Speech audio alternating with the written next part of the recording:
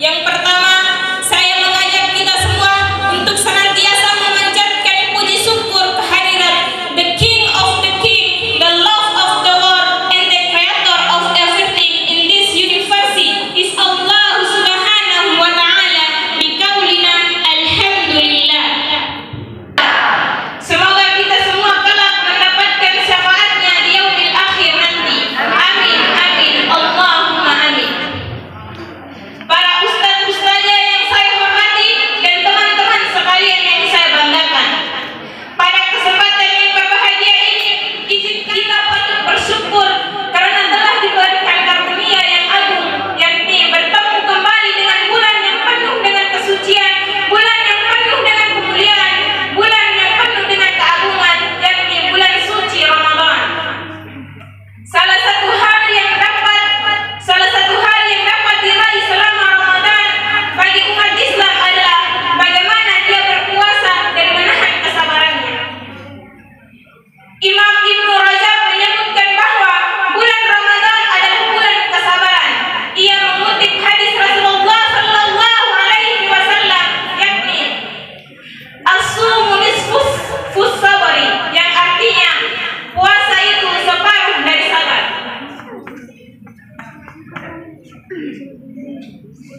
Sebelumnya, di kitab yang sama, Imam Ibnu Rajab menyebutkan bahwa pahala berpuasa di bulan Ramadan itu dilipat gandakan dan kelipatannya tidak terbatas di angka tertentu.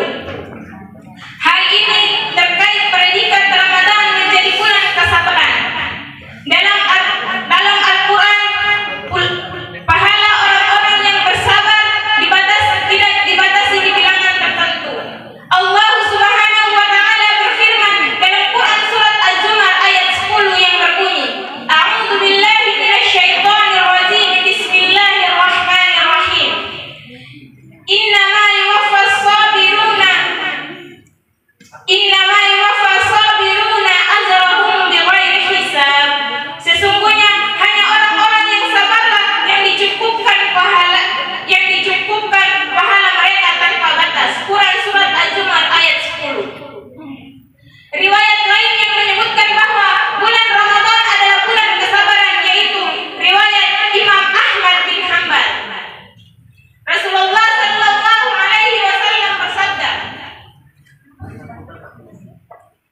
Saumi sahri sabri wa thalathia ayyamin min kulli sahrin wa saumi muddahri, yang artinya berpuasa di bulan kesabaran atau Ramadan dan berpuasa 3 hari di tiap-tiap bulan adalah seperti berpuasa 1 tahun.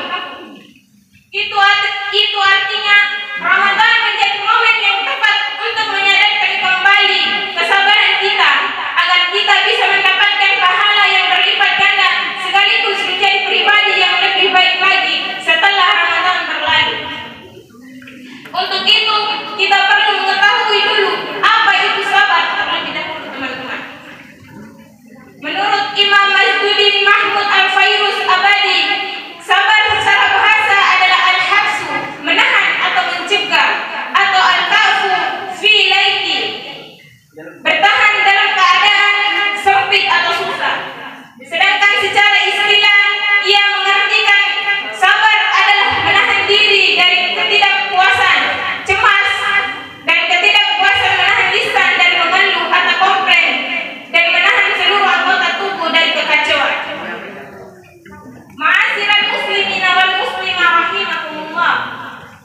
Sabar adalah perilaku aktif, membutuhkan inisiatif dari perilakunya, sebagaimana yang diuraikan Imam Masduddin Al-Fairuz Abadi bahwa sabar adalah menahan diri, lisan dan seluruh anggota tubuh dari ketidakpuasan, komplain, dan berbuat kekacauan. Menahan atau al-habsu adalah perilaku aktif, yaitu upaya untuk menahan diri dari gejolak alami yang ada di jiwa manusia, seperti kecemasan, ketidakpuasan, keluhan, dan lain sebagainya. Bahkan di titik tertentu, ketidakpuasan dan semacamnya mengarah pada kekacauan bil fi'li, kekacauan yang dilakukan tubuh.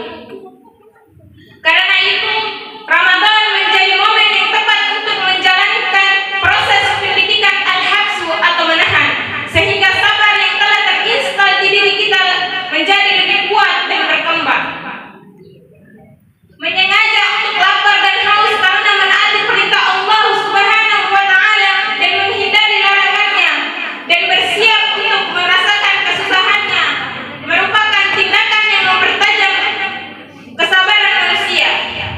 Dengan kata lain, kita menyengaja untuk menguji diri kita sendiri dari lapar, haus, dan syahwat di sekian waktu.